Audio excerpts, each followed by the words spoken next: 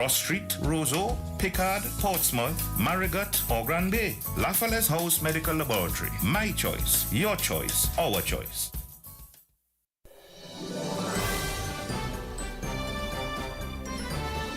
Fair and balanced, unbiased and clear, concise and accurate. This is the DBS Evening News. Here now is your presenter with the headlines. In the headlines, the Electoral Reform Coalition says it will stage a peaceful protest action tomorrow. In the news from the region, Trinidad and Tobago Prime Minister calls the general elections one day after taking up office.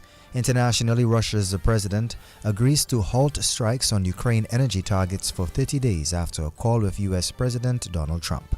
The details of these stories and more coming up next. Too often, customers are counted but not valued. Like mere numbers, statistics, transactions. But at Flow, we're prioritizing you, our valued customers who have been with us through every milestone, every moment. That's why we're putting our money where your loyalty is. Flow customers claim up to $400 in rewards for smartphones, groceries, and more when you add mobile to your current internet plan. Because loyalty isn't a one-way street. At Flow, loyalty flows both ways. DBS News. And welcome back. First off, the Electoral Reform Coalition says it will stage a peaceful protest action on Wednesday to show its disapproval over 3 electoral reform bills expected to be passed in the House of Assembly. Johnson Boston of the Electoral Reform Coalition made this statement this afternoon.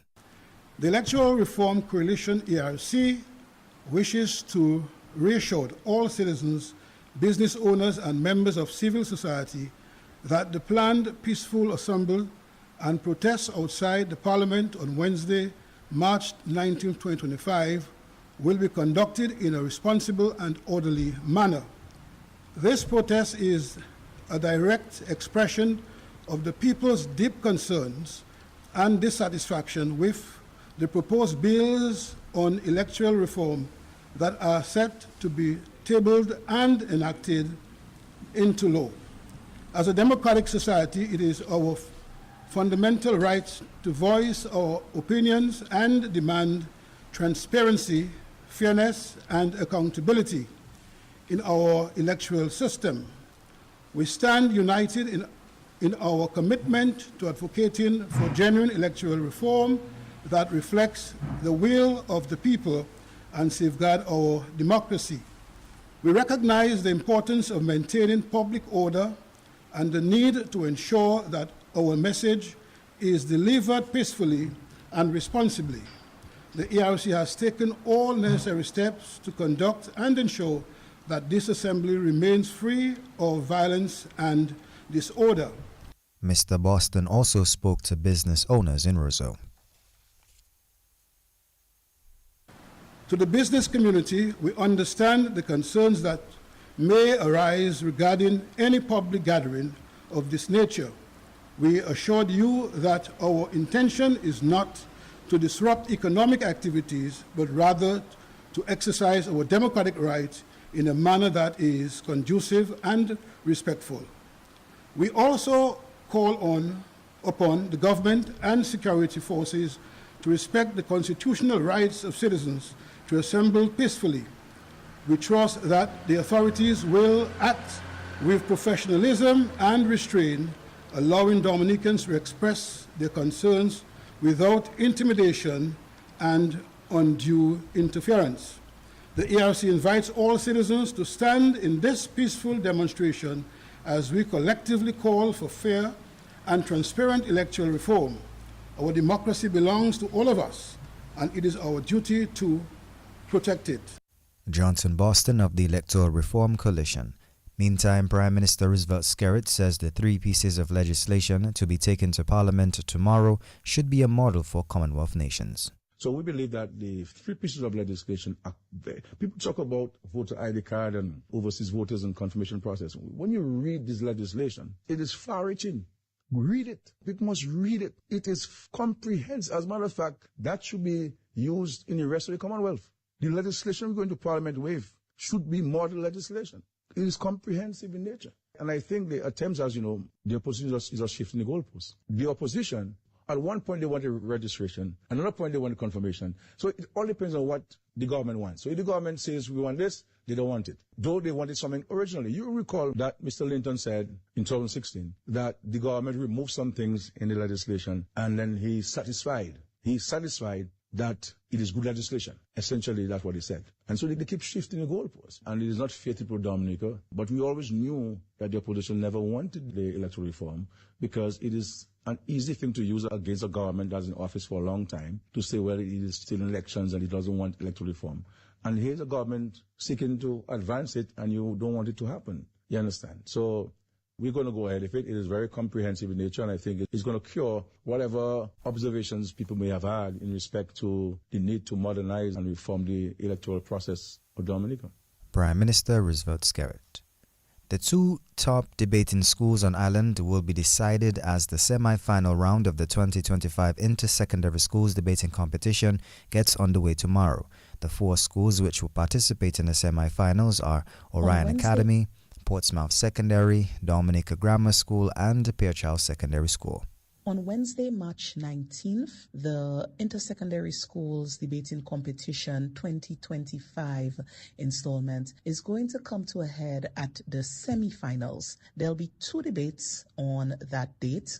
The first one being between the Orion Academy and the Portsmouth Secondary School. And these two schools will be aiming for a spot in the finals. Their topic will be Dominica's judicial system requires significant reform to ensure equal access to justice. So the Orion Academy is looking for a spot, trying to beat out the Portsmouth Secondary School in that first debate at 12 noon. The next debate in the semifinals is between the Dominica Grammar School and the Pierre Charles Secondary School. That debate will be at 2 p.m.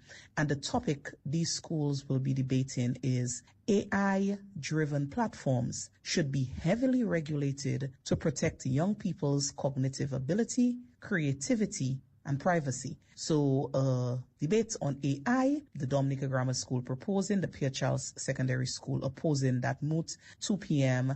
Both these semi-final debates will be at the UE Global Campus Auditorium. These semi-final debates will determine who the finalists will be, moving on to the finals on April the 16th. Organizer of the Inter-Secondary Schools Debating Competition, Trudy Christian.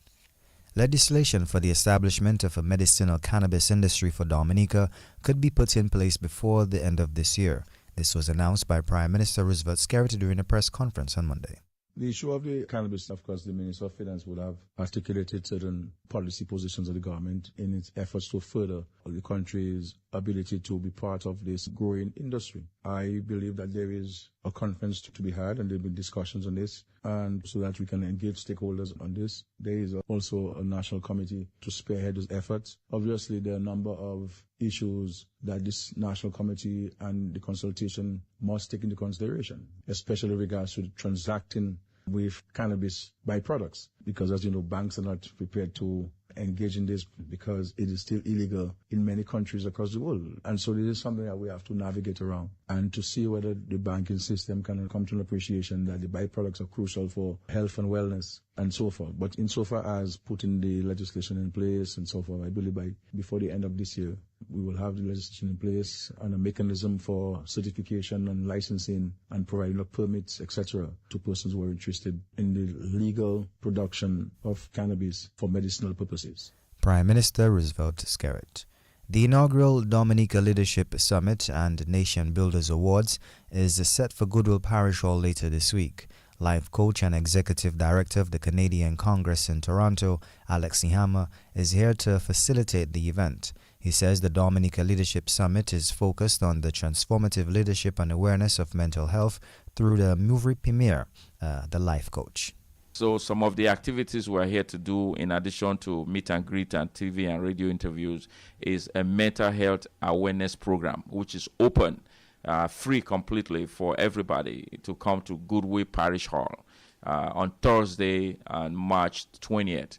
at 6 p.m. It's only 2 hours, can be late. There's going to be a press conference where we'll be meeting the media from different media organizations, talking about mental health, and officially kicking off the Dominica Leadership Summit. So this is number one, to help people understand that leadership is a spirit and is not a position of authority. You can't be voted into leadership, elected into leadership, hired into leadership, or even promoted into leadership.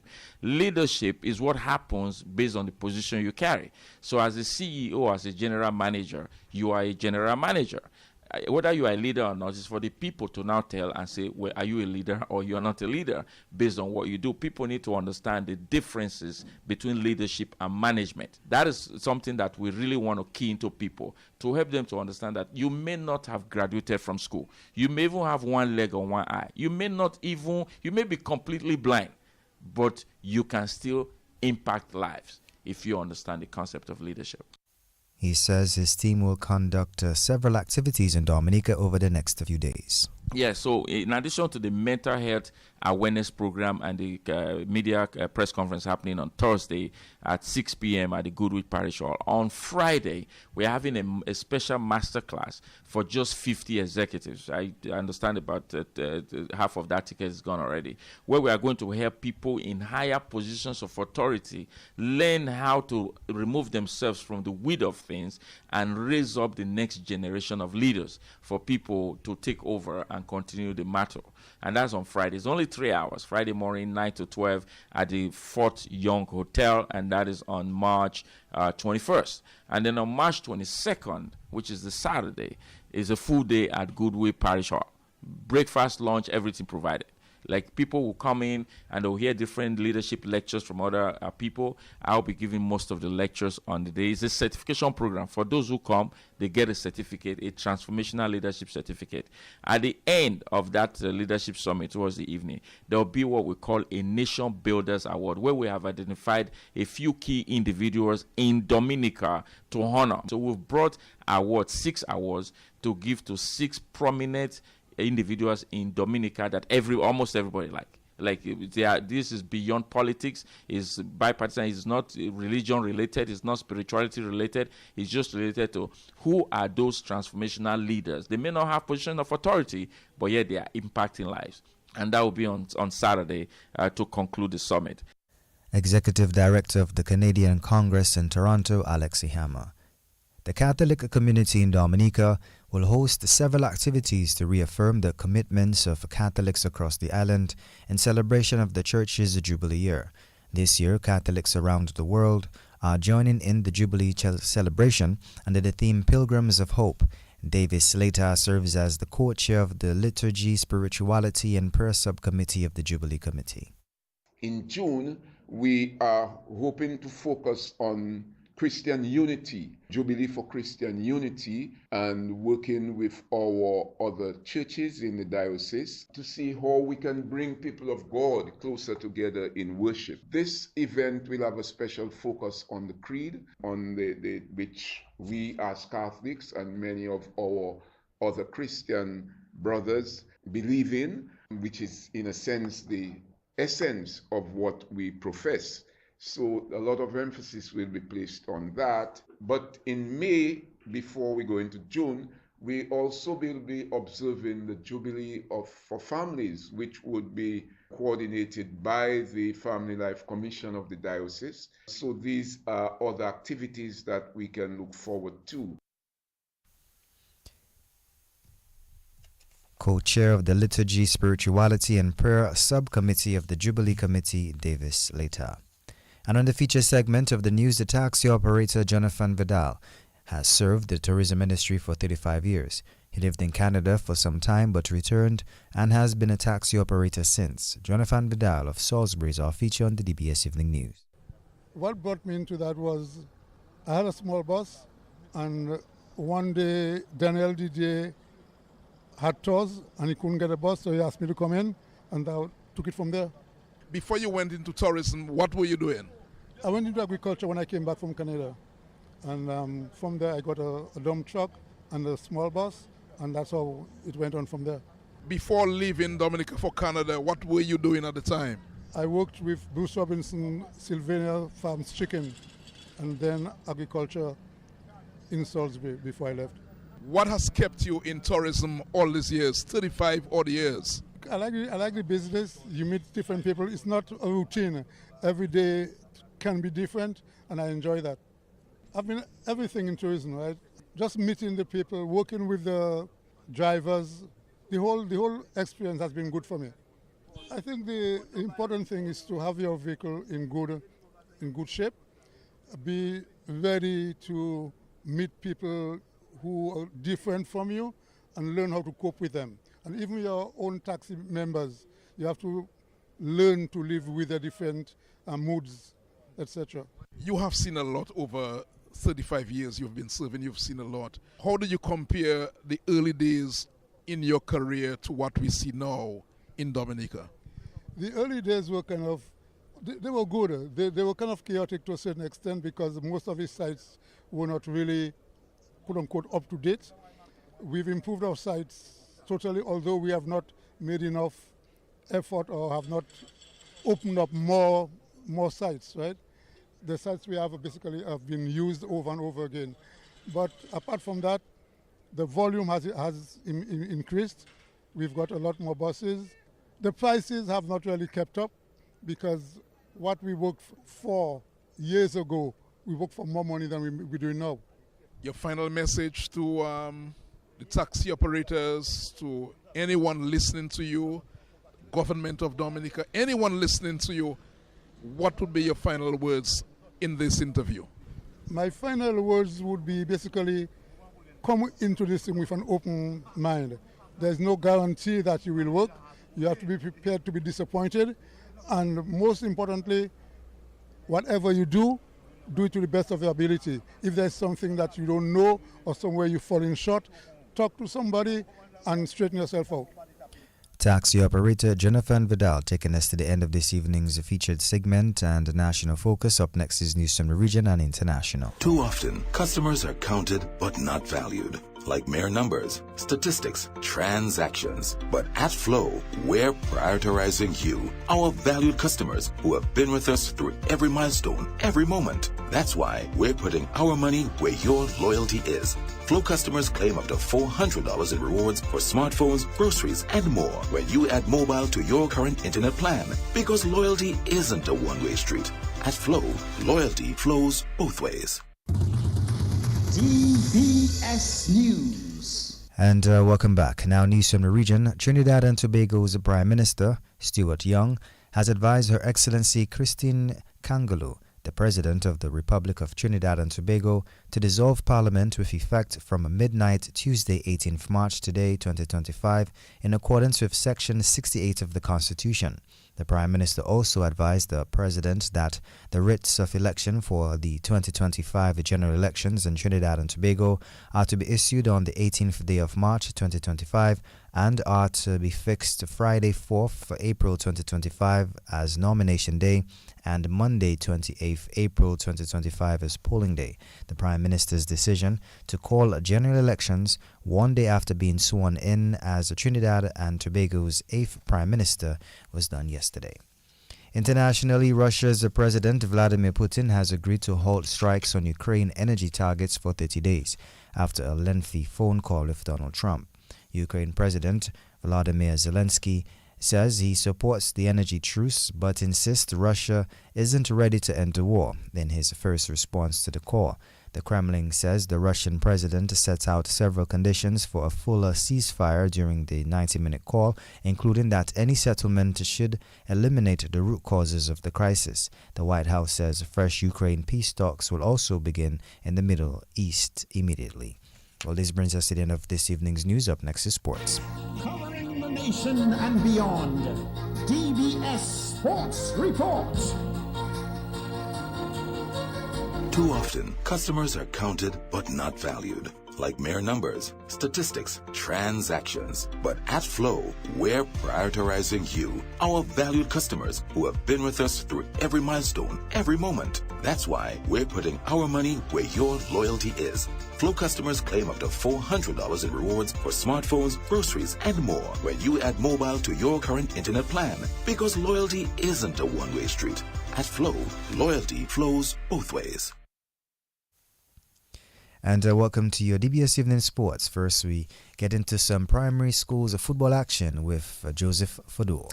Thank you very much, Hassan Robinson. Well, in some schools, primary school football results, the St. John's Primary School and the Newtown Primary School are through to the intermediate round of the National Bank of Dominica Sports Division Primary Schools football competition in the Division 1. Well, they did so today in Newtown. In the playoff round, St. John's Primary defeated Roseau Primary 8-1. Ishmael St. John scored 7 of the goals for St. John School. 8 goals with Zinedine Cornelius scoring the other goal. Kevin Branca scored the lone goal for the Roseau Primary School. In the other playoff match, Newtown Primary got the better of the Massac Primary School by 4-2. Ethan Toussaint scored a hat-trick for Newtown Primary and Justice Edwards won. Dylan Geist scored both goals for the Massac Primary School. Hassan, it's back to you. All right, well, special thanks to Joseph DJ Hillboy Fado for always keeping us on point with everything happening in sports, right? And in our featured segment, not featured segment, but volleyball segment here, we have head coach of the Dominica State College volleyball teams, Clevon Vidal, backing his teams to retain their sports division under-20 schools volleyball titles. The State College will be looking to make it back-to-back titles when they meet the Isaiah Thomas Secondary Schools in the girls and boys finals on Wednesday. Vidal says the team has really matured during the course of the season. Let me start by saying congratulations to the ITSS teams, boys and girls, in reaching the finals of the Sports Division Volleyball Championships. As you know, Dominica State College is the defending champions in both the boys and girls category, and we have been working hard to make sure we get to the finals and retain these championships. We're not going to go into the game complacent. As you know, complacency is the mecca of all failures, and being complacent denied us 2 finalist positions in both the under-20 girls netball and the under-20 boys cricket. So that's something we're really guarding against going into these finals tomorrow. As you know, there's a lot of sports division competitions going on right now where I'm the only coach at the Dominica State College, and the volleyballers at the Dominica State College have shown a lot of responsibility, hosting trainings on their own and communicating with each other to ensure that everybody is ready for the game tomorrow. And hopefully when that whistle blows, we could retain both championships at the end of it. So right now we're calling on all the Dominica State College students to come support us tomorrow and make sure you're there to witness this competition between the Dominica State College and the Isaiah Thomas Secondary School. Head coach of the Dominica State College volleyball team, Clevon Vidal. Meantime, Isaiah Thomas Secondary School's Sports Public Relations Officer, Kellyanne Stedman, feels her school has what it takes to unseat the defending champions. We first want to thank God for bringing us this far and allowing us the chance to be contenders for the championship. Our preparation towards the finals began months ago. At Isaiah Thomas Secondary, we are dedicated to sports and have a very strong culture connected to volleyball. Therefore, training was essential to our preparation. Our players have been training for months and have shown great commitment. Our keys to victory for our girls team has to do with confidence. Our girls are well prepared, so once they have the confidence to put up a good fight, then anything is possible. For our boys, they have the ability and skill, and we play in a system where all members contribute equally. So once they stick to the game plan, the outcome can be good. Our chances are as good as the SC. However, we want to give our best to be satisfied with the outcome. And that was a sports public relations officer at the ITSS, Kellyanne Stedman. The ITSS girls will meet the Dominica State College girls at 3:30 p.m. at Windsor Park on Wednesday, whilst the ITSS boys will play the Dominica State College boys at 4:30 p.m. In some cricket action, Alec Athenes is amongst the 7 players named by the Windward Islands Infernos to feature in next month's West Indies Breakout T20 League. Alec Athenes has played 4 T20 international matches for the West Indies with a highest score of 40. He has also featured for the Barbados Royals and the Caribbean Premier League. As per tournament regulations, each franchise is allowed to protect 7 cricketers with a maximum of 3 players aged between 27 and 29. The remaining 7 players per squad will be selected during the draft, and they must all be 26 years old or younger. The Windward Islands Infernos have also selected leg spinner Daryl Cyrus, all-rounders Shadrach Descarte, Shama Springer and Dylan Douglas, and top order batsmen Teddy Bishop and Akeem Auguste. The 2025 West Indies Breakout League takes place from April 25th to May 10th, featuring 17 matches, all hosted at the Brian Lara Cricket Academy in Trinidad. Still in some cricket action, Windward Islands head coach Kenroy Peters says the players need to do some more reflection and look to come back stronger in the final 2 matches of the regional 4-day tournament. The Windwards, who finished second in the last 2 editions, are sitting in 6th place as the tournament takes a break until April. Peters says that the players need to start to believe in their abilities. It starts with self. It starts with players actually looking at their performances and actually seeing what contribution they have made. And during the break, to spend time on themselves and look at where they can be better. And then as a management group, that's where we look at who actually has grabbed the opportunity to do some self-reflecting and work on the game. And then we can take it from there. Windward Islands head coach Kenroy Peters, meantime, taking a look at the point standings as the tournament takes a break until April 2nd. We have Guyana topping the table with 102.6 points. Trinidad has 101 points. The Leeward Islands 79.6 points. Barbados 78 points. Jamaica sits in 5th place on 59.8 points.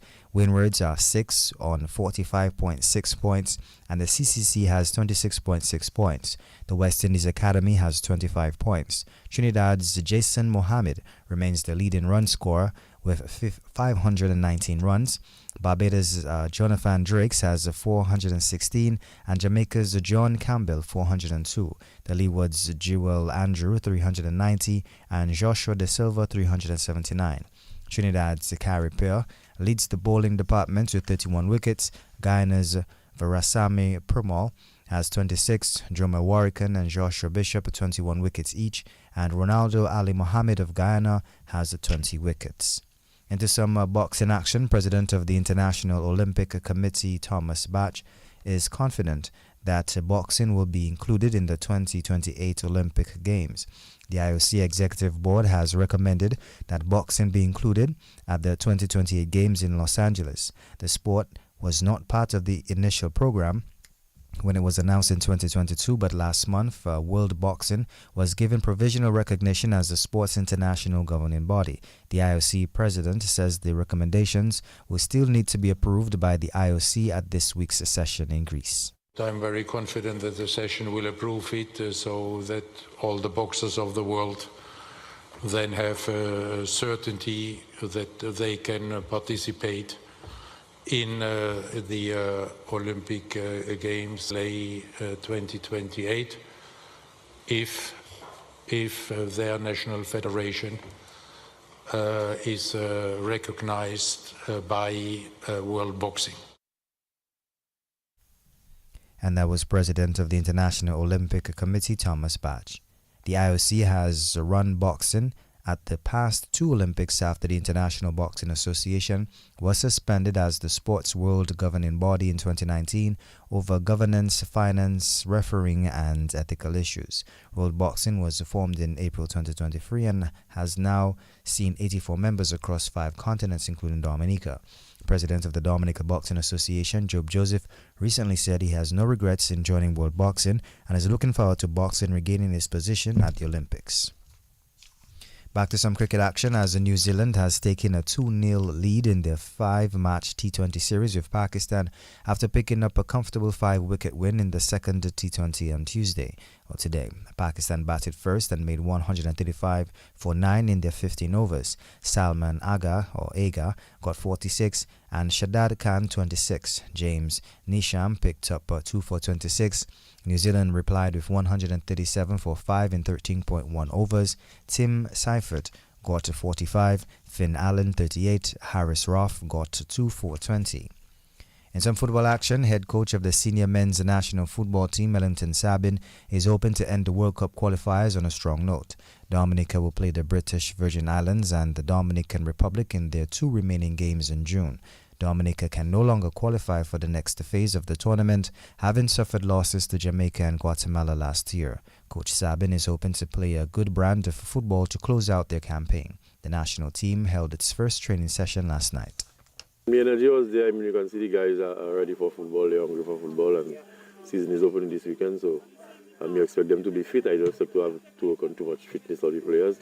We're just trying to get the tactical aspect of the team and tactical work in and try as much as possible to get the team ready for the 2 friendlies firstly and then the 2 World Cup qualifiers after that. All right, we've got the BVI and Dominican Republic to play in June. Can't qualify for the next round, but what would be your mindset? What would be the word to the guys as we head into these 2 big games? To finish strong. I mean, we in the first 2 World Cup qualifiers and Guatemala beat us. Then we had a good comeback versus Jamaica. So the last 2 games is just about finishing strong. Is trying our best to get as much points as possible. If we can get 6, that's okay. If we can get 4, but more importantly, to finish strong.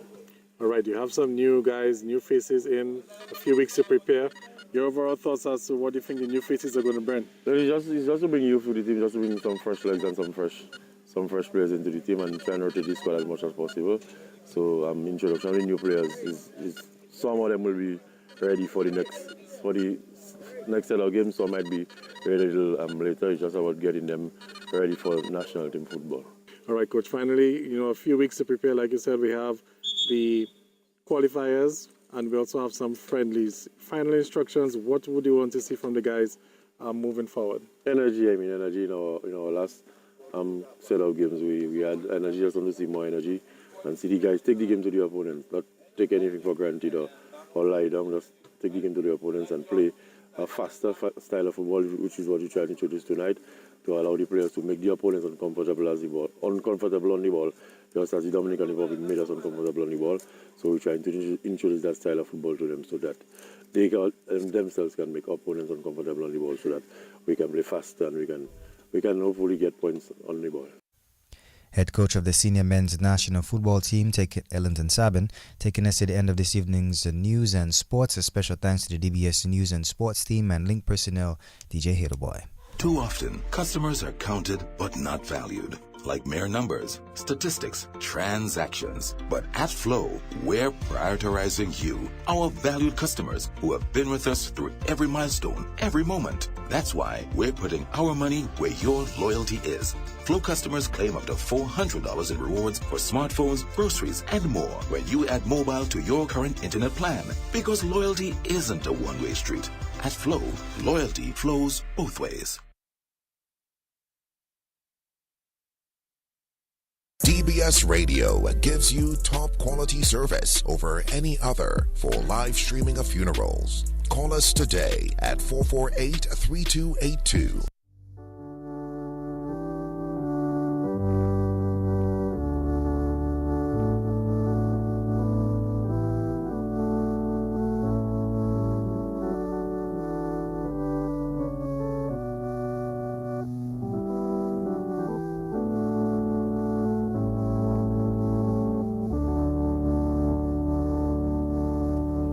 Good evening, welcome to the evening edition of the DBS Radio Community Bulletin Board. It is the 18th day of March 2025. We begin with this evening's edition of the DBS Radio Deaf announcements on the DBS Radio Community Bulletin Board.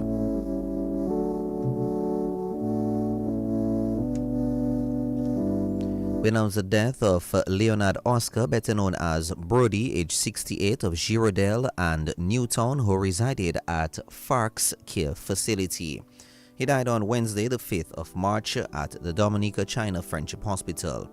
He will be remembered by his brothers Eddie, Foley, and Hugh Oscar, his sisters Joan Oscar, Andrina Williams, Aislinn Teet, Bernice Burton, Shirley Oscar, and Camellia Cornelius. Nieces, Hilda Kelshaw, Elise and Edina Doughton, Edna Banis, Zena Banis Cuffey, Cleavon John Baptist, Rashida, Alicia and Dominic Williams, Francis